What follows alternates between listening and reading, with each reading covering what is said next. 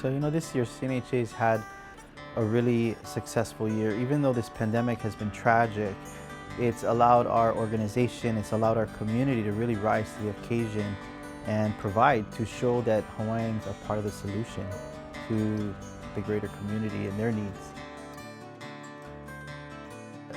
Over $3 million has been pumped into our loan fund, which means we have been able to support a lot more people by way of financial assistance and technical support and loans. We've helped dozens of businesses by way of payroll protection. We've even had the opportunity to help construct homes during this process. So again, while the pandemic has been tragic on our community, it has opened new opportunities for us to help them financially through our loan fund. So the Pop-Up Makeke was an amazing creation of really community coming together to figure out how do we get through this thing together. It was organizations, foundations, private sector, all working together. So the Pop-Up Makeke is an e-commerce platform, and it's also a QVC-like program. So the QVC-like program brings products to life. It helps us tell the mo'olelo, the story of these gems in Hawaii. But right now we're going to kind of head over here because we have a very, very special young man, extraordinary designer in Hawaii, Manaola Yap. We're so happy to have you here. Oh, mahalo. Thank you so much, Paula and Kainoa, for having us. As a result of Pop-Up Makeke, over 180,000 products have been sold, and we're approaching $3 million in sales, and that's just in 1 year. So it has become an economic tool to uplift our community, not just through the pandemic, but into the future. The Hawaiian Trades Academy started because of a retired fire captain and his desire to help uplift a generation. And we saw a beautiful motto within that, and that was to help raise income. There's a lot of good paying trade jobs out there that don't require college degrees. When we expanded the Hawaiian Trades program, we did so right around the time of the start of the pandemic. But we have programs in meat cutter now, in solar, in carpentry, in fire, in police, in CDL. So we're graduating hundreds of students who can seek new career paths that provide much greater stability. And that's what it's all about. It's about providing opportunities for our families to have access to more resources so they can stay home. The Kuhana Business Program has helped hundreds of businesses, including Pop-Up Makeke. In light of the pandemic, in light of all that's going on, we knew it was important for us to help these businesses prepare for a post-pandemic economy. And that's what Kuhana has allowed us to focus on, is how do we help these businesses become competitive and to be stable after the pandemic. So from marketing to even reimagining what their business looks like, what the story of their business, what the bottom line is going to be, what projections look like. So Kuhana has really helped businesses reimagine, re-envision. So one of the other things that we've been able to accomplish this year by way of CNHA's growth is we've been able to provide over $400,000 in grants to community organizations, to small groups, and even initiatives in the community. So it speaks to what is possible. Again, when we hui together, when we find solutions, we collaborate and we go after them. So I'm happy about CNHA's success and all of the amazing partners that we've been able to support.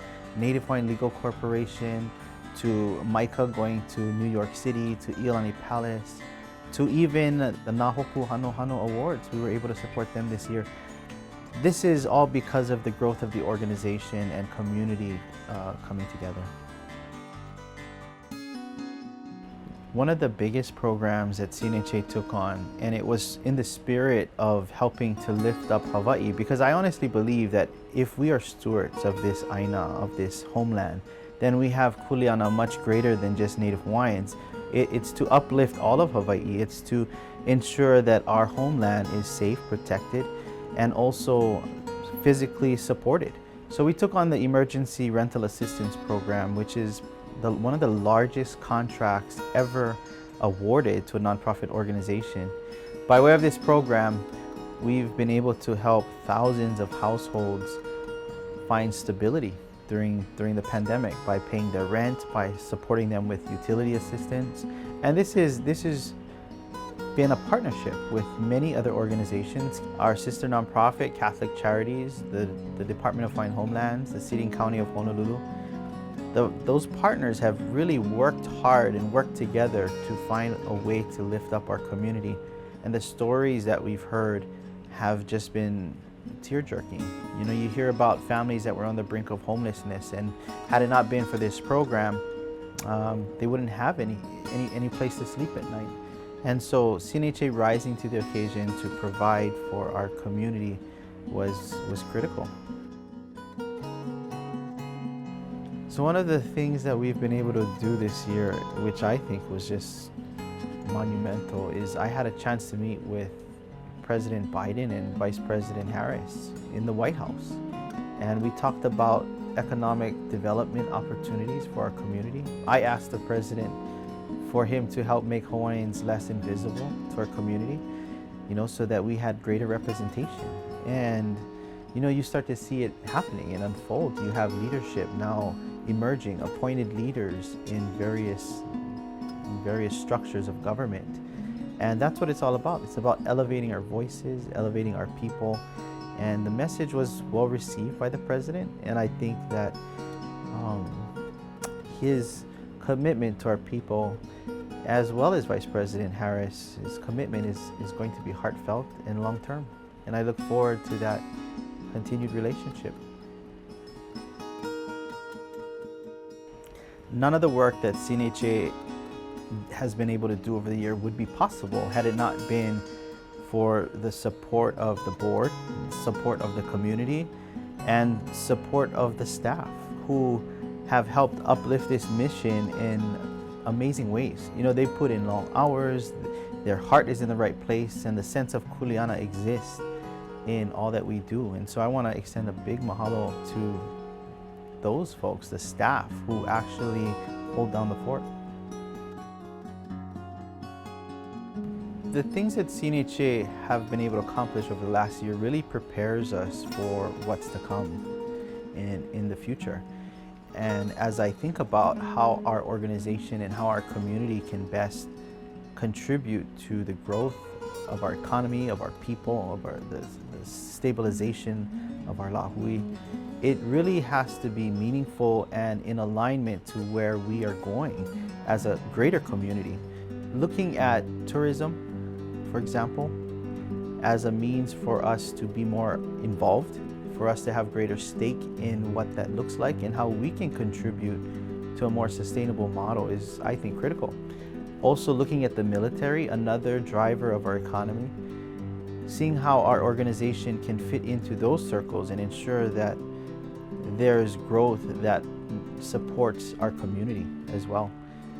And the development of our communities and how we can find the appropriate balance. You know, there's a lot of movement going on, a lot of growth, especially on the west side of Oahu and on the neighbor islands. Ensuring that Hawaiian values and that we're more proactive in that work that's going to happen is really important to the future of our Hawaiian community. The time for us to be involved is now, is to be proactive, not reactive. And so that's where I see CNHA is helping our member organizations and all the other organizations out there to help find the right balance so when we grow together.